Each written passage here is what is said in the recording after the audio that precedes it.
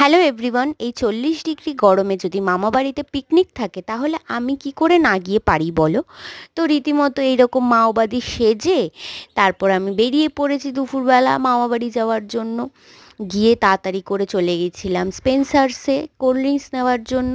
দেন মামা বাড়ি পৌঁছে দেখি এই যে জগাই শুয়ে আছে, ওকে একটু আদর করে নিয়েছি। তারপরে মামা মামি সবার সাথে আলাপ করে দেখি এখানে তো দুপুরের জন্য চিকেন বিরিয়ানির লেয়ারিং চলছে। তারপরে এই যে রাতের জন্য ডিম বিরিয়ানির লেয়ারিং চলছে। দেন চিকেন বিরিয়ানিটা দমে বসানো ছিল। তারপরে এই যে আমার বাহুবলী মামি হাঁড়ি নিয়ে চলে এসছে। তারপরে আমরা সবাই মিলে খেতে বসে গেছি। এই যে প্রিয়াঙ্কা মামির ছেলে, তারপরে এই যে সাথী মামি, সবাই মিলে বসে পড়েছিলাম খেতে। খাওয়া দাওয়া সেরে সন্ধেবেলা কেউ কেউ আমরা লেমন টি খেয়ে নিয়েছি, কেউ কেউ মিল্ক টি খেয়ে নিয়েছি।